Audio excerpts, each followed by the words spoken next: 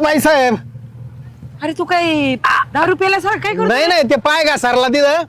हा आता त्यांच्या सगळ्या खेपा झाल्यात. हा आता शेवटच्या 2 खेपा राहिल्यात. मग आता काय झोपून घ्यायचं काय? नाही नाही मग आता इथले संपले दुसरीकडे जाते ना ते.